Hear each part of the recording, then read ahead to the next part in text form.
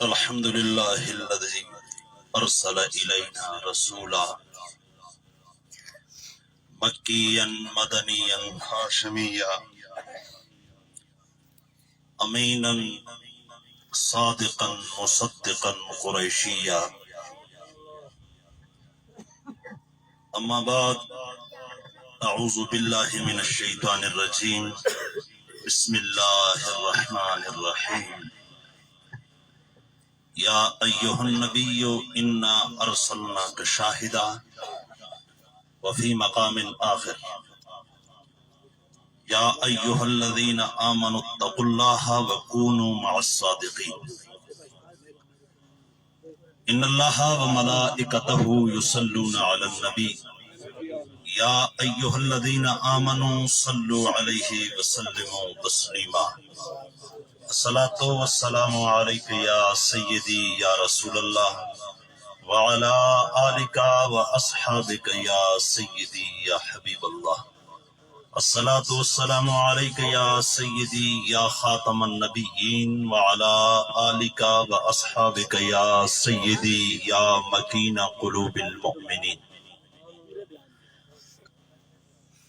وہ سوئے لال ازار پھرتے ہیں، تیرے دن اے بہار پھرتے ہیں، جو تیرے در سے یار پھرتے ہیں، در بدر یوں ہی خار پھرتے ہیں.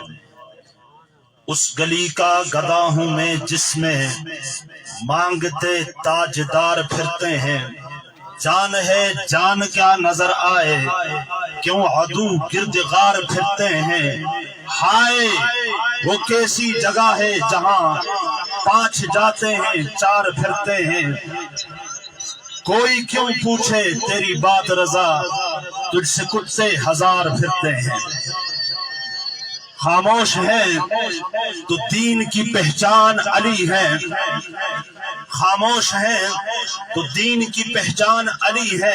اگر بولے تو لگتا ہے کہ قرآن علی ہے. قرآن تو دیتا ہے ہمیں دعوت ایمان، ایمان یہ کہتا ہے میری جان علی ہے. اس باغ نبوت کی کلی فاطمہ زہرا، حسنین ہیں 2 پھول تو گلدان علی ہے. حمد و صلات کے بعد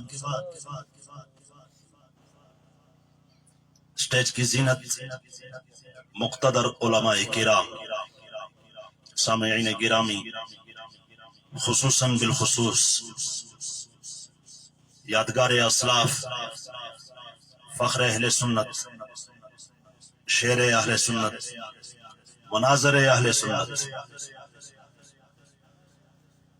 حضرت علامہ مولانا مرزا خان صاحب دامت برکاتہم العالیہ ومتعنا اللہ بطول حیاتہ. برادر من حضرت علامہ مولانا صاحبزادہ سفیر شاہ صاحب، استاد العلماء، زینت المقررین حضرت علامہ مولانا منصور قادری صاحب، جنہوں نے محفل سجائی. پانی یہ محفل پیر طریقت، رہبر شریعت، امیر ولایت صاحبزادہ پیر رحمان شاہ صاحب دامت برکاتہم القدسیہ، عظیم مداح حبیب. برادر من، عزیز من جناب نسیم قادری صاحب دامت برکاتہم العالیہ، اور میرے محسن عزیز دوست خوش مزاج جناب نزاکت شاہ صاحب، جن کے چہرے پہ کبھی میں نے بل نہیں دیکھا، ہمیشہ دیکھا ہے مسکراتے دیکھا ہے. اللہ تعالیٰ کرے کہ زندگی میں ہمیشہ مسکراتا رہے. معزز سامعین گرامی، آپ اس علاقے کے لوگ واقف ہیں، مجھے جانتے ہیں. میں مہمان نہیں، میں میزبان ہوں. اس علاقے کے سارے لوگ مجھے جانتے ہیں، میں اسی علاقے کا رہنے والا ہوں. یہاں پر جو اچھا ہوگا یا برا ہوگا ذمہ داری میری ہی ہے. پہلی بات تو یہ ہے، محفل کے واسطے سے نسیم قادری صاحب گاہے بگاہے آتے رہتے ہیں. اس مرتبہ ہری پور کی سرزمین سے ہماری خوش نصیبی ہے، علامہ منصور قادری صاحب بھی تشریف لے آئیں، اسامہ قادری صاحب بھی تشریف لے آئیں۔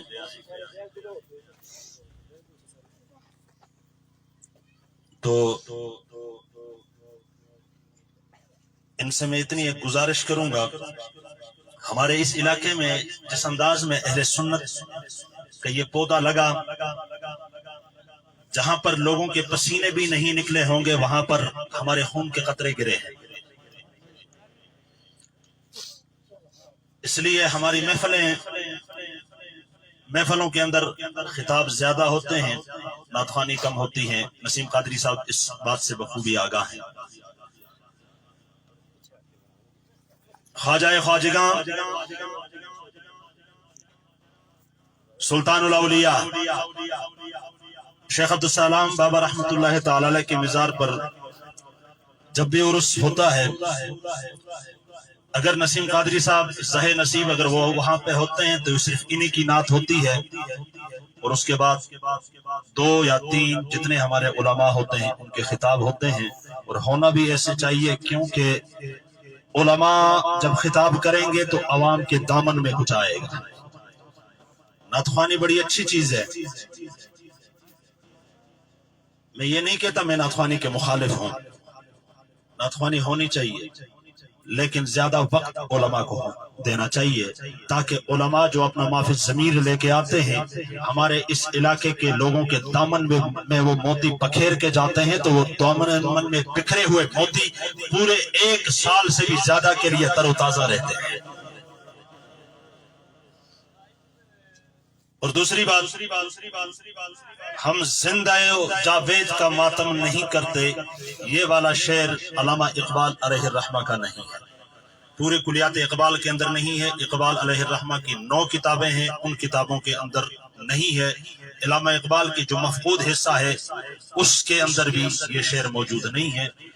کسی شاعر کا حوالہ دینے سے بہتر ہے کہ بندہ کہہ دے کہ شاعر نے کہا ہے، جو شاعر ہے اس نے کہا ہے، ٹھیک کہا، شعر ٹھیک ہے، شعر کے اندر غلطی نہیں ہے، لیکن شاعر اقبال نہیں، کوئی اور ہے۔ کیونکہ الحمدللہ میں خود بھی چھوٹی موٹی شاعری میں خود کرتا ہوں، اور شعراء کی کتابیں الحمدللہ میرے پاس ازبر ہیں۔ اب میں اپنے موضوع کی طرف آتا ہوں۔ جتنے سارے کھڑے ہونا تو صبح ہوتا میں ادھر آ گیا، یہ جگہ تو سانس بڑھائی تھی میرے ہاتھ سے، یہ جگہ بنی جڑے کھلتے تھے، جڑے خالی جگہ ہے تو آگے لڑے آؤ۔ میں تے میزبان سب تو پہلے میں اسی واسطے آیا، بات پہ جڑے نے جڑے علماء سے وہ بول سن تے انہاں دے سامنے تساں ٹھیک ہو کے بہنا ہے۔ آگے جڑے کھلتے تھے تساں کو جڑا میں جڑا نا وہ گاندھی والے نوٹ میں تساں کو پکڑا سکے، تساں نال دا حساب کتاب باقی ہے۔ جڑے کھڑے ہیں ادھر آگے آ جاؤ، یہ جو درمیان میں جگہ خالی ہے اس خالی جگہ کو پر کریں، آگے آگے قریب ہو جائیں۔ میری عادت نہیں ہے میں آپ لوگوں سے سبحان اللہ وغیرہ نہیں کہلواتا، حق تو آپ کا بنتا ہے کہ آپ خود بیٹھ جائیں۔ ہمارے احمدآباد سے آئے ہوئے مہمان جو ساؤنڈ آپریٹ بھی کر رہے ہیں اور آپ لوگوں کو کہتے ہیں بیٹھ جاؤ، ہمارا حق بنتا ہے، ہم اس علاقے کے رہنے والے ہیں، ہم میزبان ہیں، ہمارا حق بنتا ہے کہ ہم محفل کو خوبصورت بنائیں۔ باہر کا بندہ آ کے ہمیں کہے کہ آپ ایسا کریں، ایسا نہیں ہونا چاہیے، ہمیں ہمارا حق بنتا ہے۔ ہم نے مہمان بلائے ہیں، ہم نے میزبانی کرنی ہے، تو ہم نے مہمان کو عزت دینی ہے۔ جتنے کھڑے ہو ادھر آ کے بیٹھ جاؤ۔ اللہ تبارک و تعالیٰ فرماتا ہے، اب میں اپنے موضوع کی طرف آ کے میں مختصر سی حاضری لگا دیتا ہوں۔ اللہ تبارک و تعالیٰ نے فرمایا، یا ایھا النبی انا ارسلناک شاہدا، فرمایا کہ اے نبی انا ارسلناک، بے شک ہم نے آپ کو بھیجا، شاہدن گواہ بنا کر۔ اب یا کا مطلب، اس پر ہم نے کافی تقریریں بھی کی، اس علاقے میں مناظرے بھی ہوئے، سارے لوگ آگاہ ہیں کہ یا رسول اللہ کہنا کہاں سے جائز کہاں سے ناجائز، تمام کتب کے حوالے جات پہلے بھی الحمدللہ ہم آپ کو سنا چکے ہیں، اور زندگی میں ضرورت پڑی تو انشاءاللہ پھر ہم حاضر ہیں۔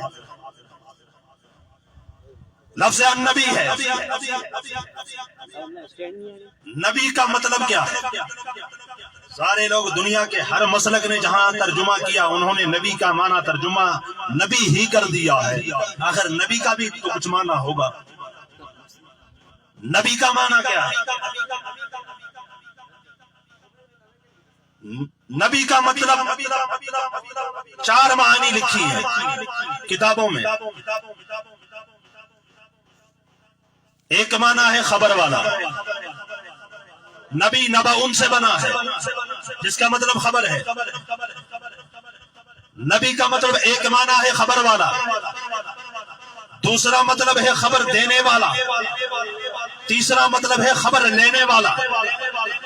چوتھا معنی ہے خبر رکھنے والا. یہ لفظ نبی کا مطلب ہے. خبر والا. اگر صرف خبر والا کہیں گے تو پھر اخبار بھی خبر دیتا ہے. ٹی وی پر بھی خبریں آ جاتی ہیں. خبر دینے والا ہو تب بھی پرنٹ میڈیا الیکٹرانک میڈیا پر یہ آ جاتا ہے. تو پھر نبی اور اس میں فرق نہیں رہتا. خبر رکھنے والا تو ہر بندہ کسی نہ کسی چیز کی خبر رکھتا ہے. تو پھر نبی اور اس میں فرق نہیں پڑے گا. نبی کا معنی نبی کر کے چلے گا ترجمہ کرتے ہوئے. اب خبر کیسی ہے؟ خبر رکھنے والا، خبر والا، خبر لینے والا، خبر دینے والا، خبر رکھنے والا. یہ 4 معنی ہے. تو قربان جاؤ اب قرآن کا جب ترجمہ کریں، چاہے مسلک دیوبند سے ہو، چاہے مسلک اہل سنت سے ہو، چاہے مسلک شیعہ ہو، چاہے مسلک اہل حدیث ہو، ان تمام لوگوں نے ترجمہ کیا. نبی کا مطلب اکثروں نے نبی کیا.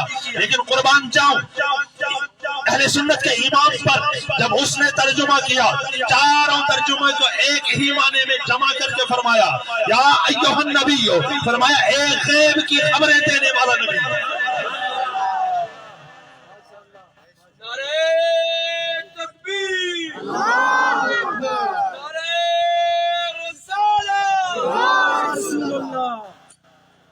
غیب کی خبریں دینے والا. خدا غیب ہے، ہمارا ایمان ہے. ہم خدا پر ایمان لے آئے. خدا غیب ہے. اس غیب سے، اس غیب کی خبریں، اس کے علاوہ بھی قیامت غیب ہے دیکھی نہیں، جنت غیب دیکھی نہیں، فرشتے غیب دیکھے نہیں، دوزخ غیب دیکھی نہیں. ان سب کی خبریں ہمیں حضور نے دی. نبی پاک علیہ الصلوۃ والسلام نے یہ خبریں ہمیں عطا فرمائی. یہ ساری کی ساری خبریں حضور نے ہمیں عطا فرما دی. اعلیٰ حضرت نے ترجمہ فرمایا ایک غیب کی خبریں بتا دینے والے نے. اب نبی کے معنی کا ترجمہ بھی تو بنا. پورے قرآن کے ہر لفظ کا ترجمہ آپ کرتے گئے. جب نبی کا معنی آیا، نبی کا معنی نبی ہی کر کے گئے. لوگوں کو بھی تو سمجھاؤ نا کہ نبی کا بھی کوئی معنی ہوتا ہے. میرا نبی ہم نے خبر والا، رب کی خبر بھی رکھتا ہے، امت کی خبر بھی ہے، تمام دنیا کی خبر بھی ہے. خبر لینے والا، خبر لینے والا. اب ایک امتی حالت زار میں ہو تو نبی اس کی خبر بھی رکھتا ہے. نبی اس کی خبر بھی رکھتا ہے. خبر لینے والا، اگر امتی کو پریشانی ہو نبی خبر لیتا بھی ہے. خبر دینے والا، دے کر بھی خبر رکھتا ہے، لے کر بھی خبر رکھتا ہے. اللہ تبارک و تعالی نے یہ تمام کمالات میرے نبی علیہ الصلوۃ والسلام کے اندر جمع فرما دی ہے.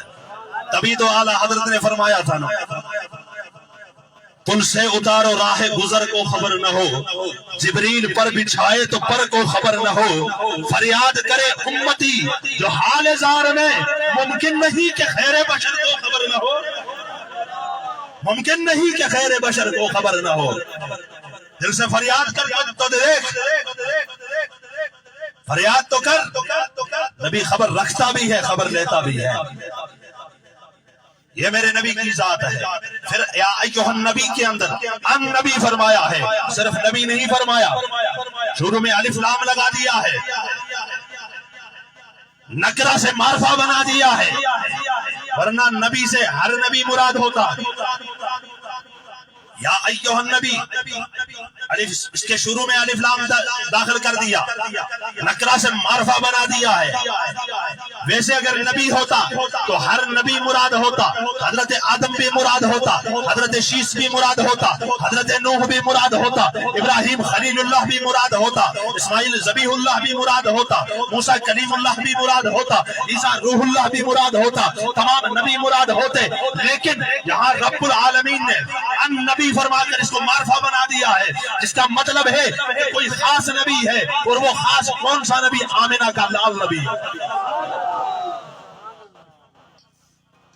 فرمایا کہ میرے خاص نبی، کیسا نبی؟ جو مجھ سے بھی رابطے میں ہے، امت سے بھی رابطے میں ہے، امت سے بھی رابطے میں ہے۔ تبھی تو اعلیٰ حضرت نے فرمایا تھا نا، حق یہ ہے کہ عبد الہ اور عالم امکان کے شاہ، حق یہ ہے کہ عبد الہ اور عالم امکان کے شاہ، برزخ ہیں وہ سر خدا، یہ بھی نہیں وہ بھی نہیں، برزخی عالم ہے، برزخی زندگی۔ انسان جب مر کے قبر میں چلا جاتا ہے زندگی برزخی بن جاتی ہے۔ کیوں؟ یہ ایسی زندگی ہے جو دنیا سے بھی اس کا کنیکشن ہے، قیامت سے بھی اس کا کنیکشن ہے۔ تو میرے آقا کی ذات بھی ایسی ہے جو ادھر اللہ سے واصل ہے، ادھر مخلوق میں شامل ہے، جو اللہ سے واصل ہے مخلوق میں شامل ہے۔ اللہ تبارک و تعالی نے اپنے حبیب کو ہر وہ شان عطا فرما دی جو تمام نبیوں کے اندر کمالات تھے، خصائل تھے، فضائل تھے، وہ سارے کے سارے اللہ تبارک و تعالی نے میرے نبی کے اندر جمع فرما دیے ہیں۔ اور یہ اللہ کا احسان ہے، اللہ کی کرم نوازی ہے، بغیر کسی طلب کے، بغیر کسی مانگنے کے اللہ نے ہمیں اس نبی کا امتی بنایا ہے۔ آج ہم اسی نبی کی میلاد کی محفل میں ہم بیٹھے ہوئے ہیں اور اسی کا ذکر کرتے ہیں۔ اللہ تبارک و تعالی کریم ذات ہے، ہمیں غیر مسلموں میں بھی پیدا فرما سکتے تھے، اللہ تبارک و تعالی ہمیں کسی اور مخلوق میں بھی پیدا کر سکتے تھے۔ تو یہ اللہ کا کرم ہے، بن مانگے اللہ تبارک و تعالی نے یہ محبوب عطا فرمایا ہے۔ تو پھر اس سے بڑا احسان فراموش کون ہے کہ جس کو اللہ اپنا محبوب عطا کر دے اور ہمیں اس کے ذکر سے چڑ بن جائے۔ ہم تو اس نبی کا ذکر کرتے کرتے ہم تو کہتے ہیں کہ میں سو جاؤں یا مصطفیٰ کہتے کہتے، کھلے آنکھ صلی اعلیٰ کہتے کہتے۔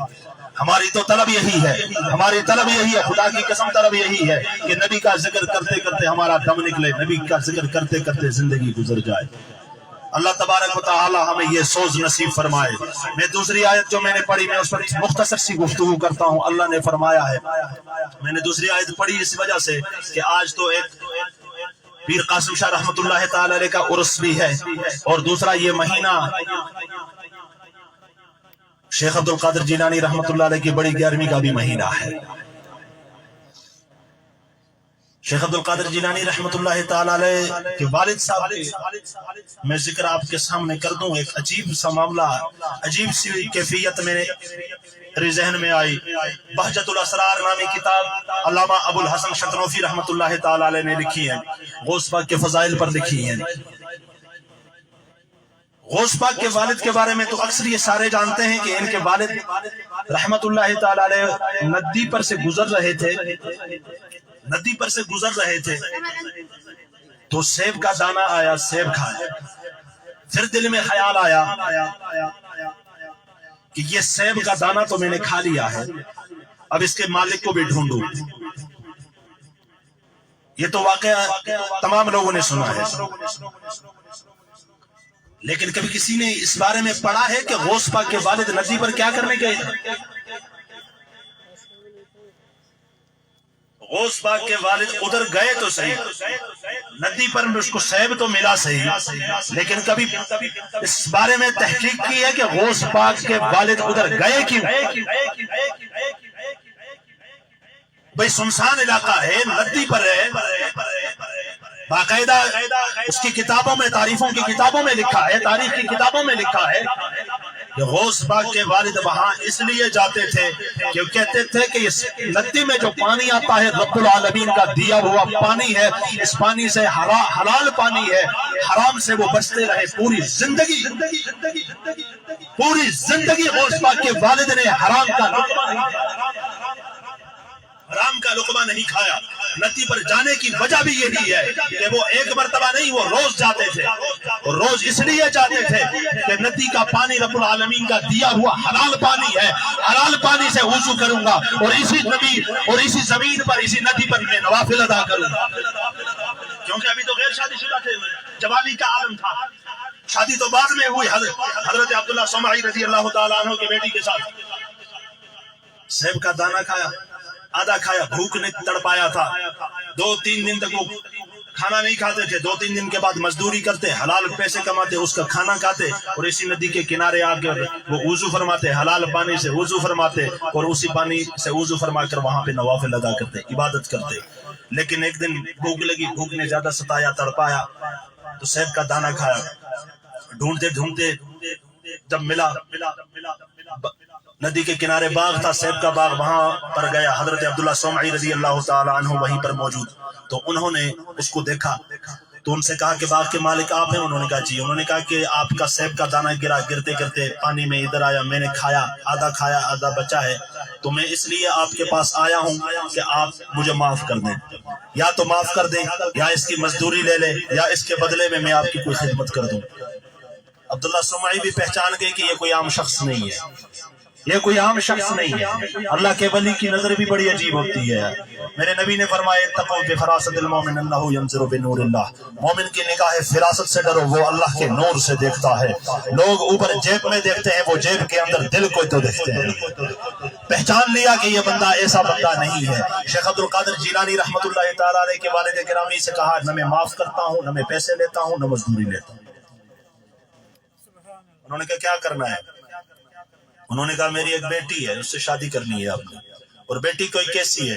آنکھوں سے اندھی ہے، ہاتھ سے لولی ہے، پاؤں سے لنگڑی ہے، کانوں سے بہری ہے، زبان سے گونگی ہے، ایسی لڑکی ہے، اس کے ساتھ تو نے شادی کرنی ہے۔ اب آخرت کی طرف ذرا توجہ کیجیے۔ شیخ عبد القادر جیلانی رحمت اللہ علیہ نے کہا کہ آدھے سیب کا جواب قیامت کے دن میں آپ کو نہیں دے سکتا، لہٰذا ایسی اپاہج لڑکی کے ساتھ میری شادی کرا کر پوری دنیا کے میری زندگی کی آزمائش تو مجھے منظور ہے، لیکن قیامت کا عذاب مجھے منظور نہیں ہے۔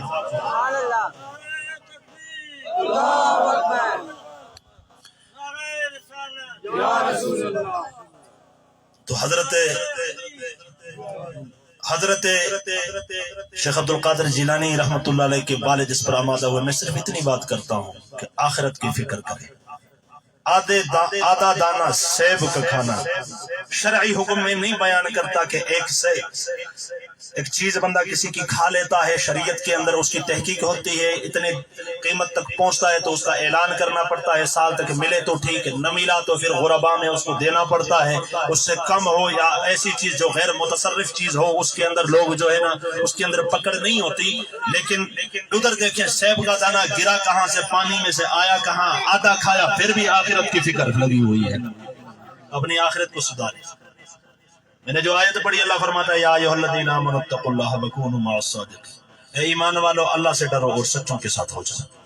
اب یہاں پر سوال پیدا ہوتا ہے، ربا ایمان بھی ملا ہے، تقوی بھی ملا، تو پھر سچوں کے ساتھ ملاتے کیوں ہیں؟ یا ایھا الذین آمنوا، ایمان والوں سے خطاب ہے، خطاب ایمان والوں سے، اے ایمان والو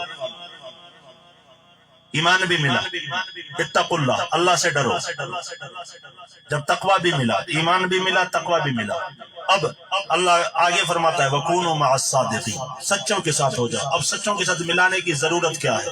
ایمان بھی، تقوی بھی۔ تو میرے عزیزو یاد رکھیں، جہاں پہ دولت ہوتی ہے وہاں پہ ڈاکو پڑتے ہیں، جہاں پہ دولت ہوتی ہے وہاں پہ ڈاکو پڑتے ہیں۔ نسیم قادری بخوبی واقف ہیں، ان کی اپنی دکان ہے، تو ان کو بھی فکر لگی رہتی ہے، چوکیدار کو بھی جو ہے نا ماہانہ کے پیسے دے دیتے ہیں کہ کہیں ڈاکو نہ پڑ جائیں۔ تو اسی طرح ہر بندہ اپنے علاقے میں بھی دیکھیں، گھر کے اندر جو ہماری دولت ہوتی ہے، گھاس پھوس وغیرہ، اس کے علاوہ جو دولت ہوتی ہے، ہم ہمتن چوکس رہتے ہیں ہم وقت کہ بھائی کہیں ڈاکو نہ پڑ جائیں۔ تو انسان کو جو دولت دی گئی ہے، حضرت انسان کو جو دنیا میں دولت سب سے بڑی دولت دی گئی ہے وہ دولت ایمان ہے۔ سب سے بڑی دولت دولت ایمان ہے۔ اور اس کے علاوہ آخرت میں جو سب سے بڑی دولت ہمیں نصیب ہوگی وہ دیدار الہی ہے۔ اللہ ہم سب کو قیامت کے دن رب کا دیدار عطا فرمائے۔ تو یہ ساری کی ساری چیزیں دولت ہے، ایمان بھی دولت، تقوی بھی دولت۔ اب ایمان بھی دولت ہے، تقوی بھی دولت ہے، اس کا ڈاکو شیطان ہے۔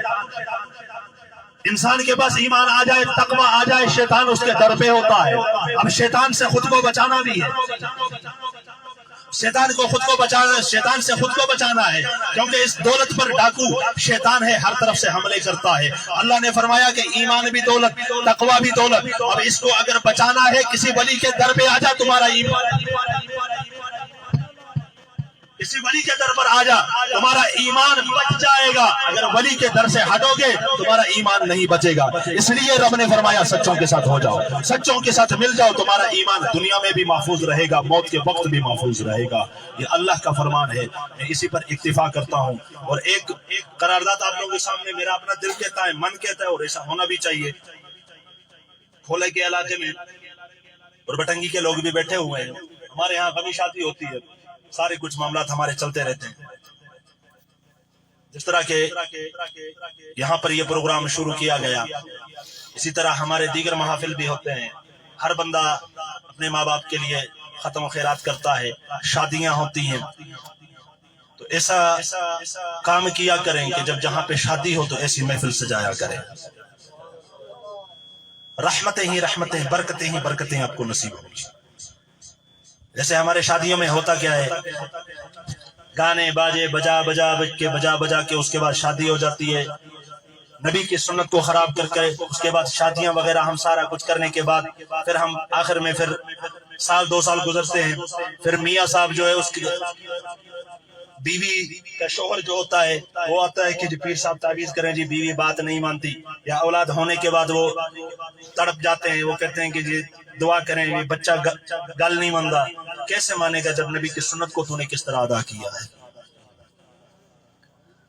شادی کرو، نبی کی سنت ہے، ایسی محفلیں سجاؤ۔ آپ کو علماء یہ نہیں کہتے کہ بڑے بڑے ڈیگ ہو، بڑے بڑے ساؤنڈ ہو، بڑے بڑے معاملات ہو، بغیر ساؤنڈ کے اپنے بیٹھک کے اندر جتنے بندے بیٹھے ہیں ان کے سامنے ایک علامہ صاحب کو بلائیں، وہ کھڑے ہو کے تقریر کرے گا، تو ایسی محفلیں سجاؤ۔ اب قاسم شاہ رحمت اللہ تعالی علیہ کے لیے اب انہوں نے ختم و خیرات ایصال ثواب ہی ہے، یہ ویسے ہی دیگے پکا کے تقسیم کر لیتے تو ہو سکتا تھا، ثواب تو پھر بھی پہنچتا، لیکن یہ جو تقاریر، نعت، تلاوتیں جو ان کا ثواب بھی انہیں پہنچ جاتا، اور میں لوگ کچھ سیکھ کے جاتے ہیں۔ اس لیے اپنے شادیوں اور اپنے ختم و خیرات کو ایسا رنگ دے جس میں اللہ اور اس کے رسول کی باتیں نظر آ جائیں۔ میں بطور میزبان میں تمام علماء کرام کا میں شکریہ ادا کرتا ہوں، اور میرے مانسرہ سے آئے ہوئے میرے جو بڑے محسن ہیں، بڑے اللہ تبارک و تعالیٰ نے بڑے خوبیوں سے نوازا ہے، اللہ تبارک و تعالیٰ انہیں عمر خضری عطا فرمائے۔ ان کے گھر میں چند بیماریاں بھی ہیں، اللہ تعالیٰ ان کو بھی شفا کاملہ عطا فرمائے۔ میرے بڑے محسن ہیں جناب عبدالعزیز صاحب، اور ان کے وہ جب بھی یہاں پہ آتے ہیں آخر میں ذکر کرتے ہیں، اور آج بھی ان کا حکم ہے۔ تو جو نقیب صاحب ہیں، میرے ان سے گزارش ہے کہ آخر میں خطاب کے آخر میں دعا سے پہلے جناب عبدالعزیز صاحب، خان عبدالعزیز صاحب کو آپ موقع دیں کہ وہ وہاں پہ اپنی حاضری پیش فرمائیں۔ بڑے معتقد ہیں، اور کوئی سال ایسا نہیں ہوتا کہ عبدالعزیز صاحب یہاں پہ حاضری نہ دے۔